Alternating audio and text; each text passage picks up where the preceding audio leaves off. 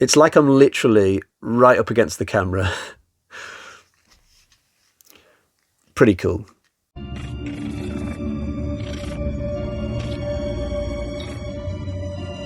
Hi guys, so I'm quite partial to a good mummy film, as long as it doesn't involve Tom Cruise, and the other day I came across this one which I'd not previously heard of, but the fact that it came out in 1957 was quite alluring to me, because that would make it just 2 years older than my all-time favourite mummy film, the one that Hammer did with Lee and Cushing.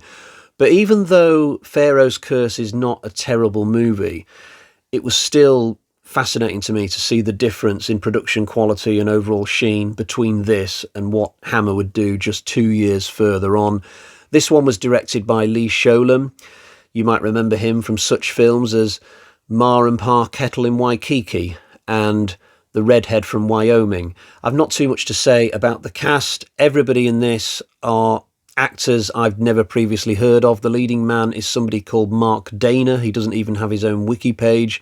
The leading lady is Diane Brewster. Are any of these names familiar? Because they are not to me. The story is very easy to guess if you are armed with the title and you have the knowledge that this is a mummy film. So if I asked you to have a stab at what the story's about without any other information, I'm sure you would start by saying, does it involve a bunch of English people in Egypt? And I would say, yes, keep going. And then you'd say, does it involve an expedition into the desert where they find an old temple or some abandoned ruins? And I would say, yeah, pretty much, keep going. And then you would say, do the characters ignore all the local warnings and start ripping off the lids of coffins in said temples? And I would say, yes, keep going, you're doing well. And then you would say, does a mummy get out of one of the coffins and start walking around killing all the main characters? And I would say, for the most part, although that brings us to the one difference between this film and a lot of the other mummy films you've probably seen. The mummy doesn't actually get out of its coffin in this film. It transfers its soul into one of the alive characters, and then they become instantly old and wrinkly and start walking around doing the killing. But aside from that, you were pretty much spot on. Well done. Give yourself a pat on the back for guessing the plot.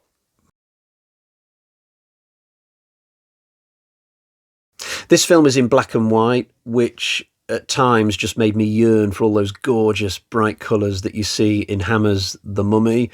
The fact that it is in black and white makes it tricky for me to tell what's a set and what's actual scenery, because there's this whole segment in this film where the characters are on an expedition through the desert on camelback, but it's kind of tricky to tell whether they were on location or indoors somewhere, because behind the characters it's just kind of not clear to me what's there in the background all of the time. And the sound design doesn't help. Like, the sound in this film seems kind of false to me. The characters' voices sound exactly the same outdoors as they do indoors, and it was very noticeable. I guess we'll just have to put it down to an older film quirk, if you like. The film is also a PG, which will definitely put off some people who are more used to modern horror films. But it wasn't the lack of violence in the kill scenes that bothered me with this movie.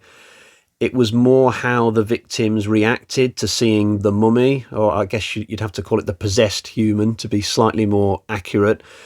I'm going into some spoilers, so 3, 2, 1. There are exactly 2 people who die at the hands of the possessed human in Pharaoh's Curse, and both times the victims react in exactly the same wimpy way. So they see the creature and then they sort of freeze and go, and then they back up against a wall. It takes forever to go through this process. And then they just shrink down to their knees so the creature can come in and strangle them. And this happens both times with 2 completely different victims. I'd be happy enough if it was just one person, because, you know, some people will freeze in a situation where they're facing death, but for it to happen twice, you know, these people are not going to fight back or attempt to run around because the creature's walking quite slow. You know, it just wasn't great to me. Probably the best kill in this movie doesn't actually involve the creature. It's a situation where one character walks into a trap where the ceiling comes down on top of them, but I guess that's not a good sign, is it, if that's the best death? As well as collapsing ceilings, there's also a scorpion at one point. There's also a big threat of dehydration because the characters struggle to get water in this film. So there are a few threats other than the creature, which is a good thing. There's no scarab beetles, sadly, and there are no angry natives, which you normally see in films like this. Normally, there's at least one character who turns up in front of the ruins saying things like, "No, you'll break the 6,000-year curse, don't go in. I'm from the Brotherhood of Cairo, sworn to protect the ruins." There's nobody like that. The English characters are all very stilted in this film, it's got to be said. Like, nobody stands out. There's nobody who's really annoying as well, I will say that.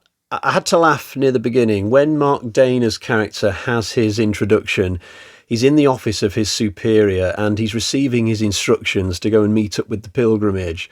And this commanding officer says to him that he's going to have a couple of soldiers go along with him. And then he says, "Oh, and there's one other person who's going to be going along with you as well." And as soon as he said this, I knew that it would turn out to be a woman. Like, I knew he wasn't going to say that it would be a representative from the British Embassy or a local expert in mummiology. I knew it was going to turn out to be just a woman of some description.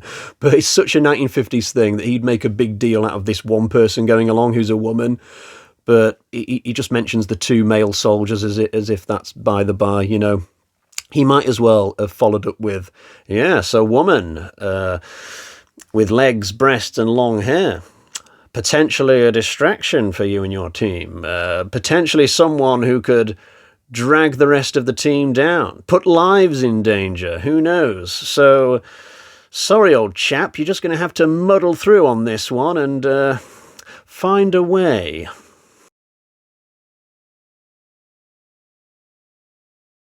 In my previous review, I talked about how the main character was pregnant and she didn't know who the dad was. Potentially, it was one of 3 different men.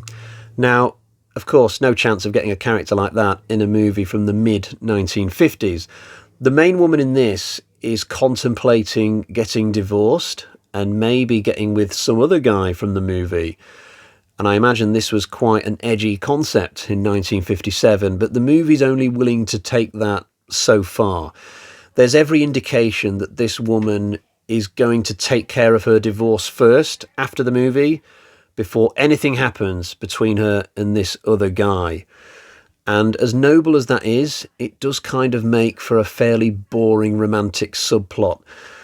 As for the guy, played by Mark Dana, he is the most generic movie hero you could ever possibly conceive. He reminded me a lot of Dick Barton from those early Hammer movies.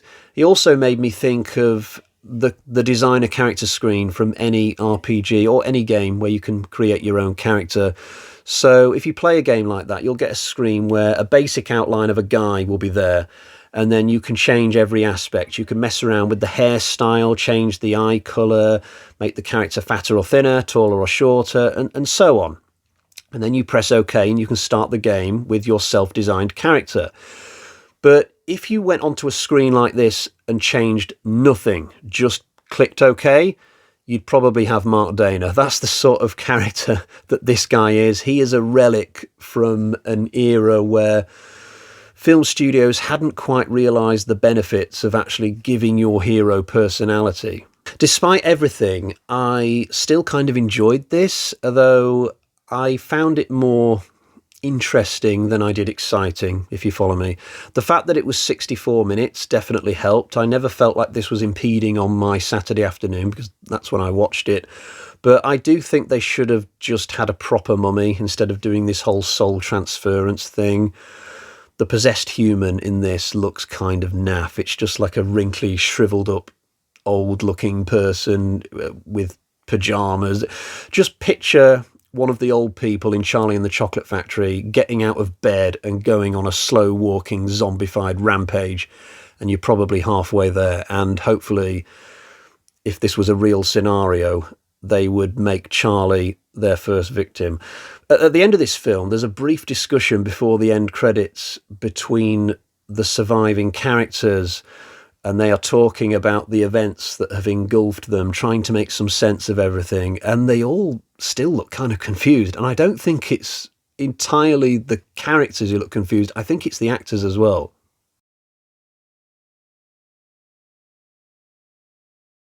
So we've reached that point where I go to the bag of terror and we find out what sort of score I'm going to give this. So we've got 1, 2, 2.5. Michael Myers carving knives out of 5. It's all right. I mean, there's no need to rush out and watch it or anything, but for a movie this old, I guess it was kind of okay. Quick reading update before we go. I've just finished reading Patriot Games, a Tom Clancy novel. So this is the second book in the series if you go chronologically, the first being Without Remorse. And I really enjoyed this. I used to be a fan of the movie. It was a film I saw several times back in the 90s. It's got Harrison Ford in it playing Jack Ryan. And this is quite a good version of the story. It's pretty slow moving, but then all of Tom Clancy's books are.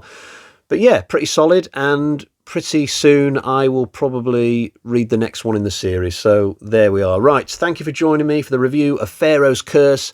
I'll be back very soon. Until next time, cheerio, bye-bye.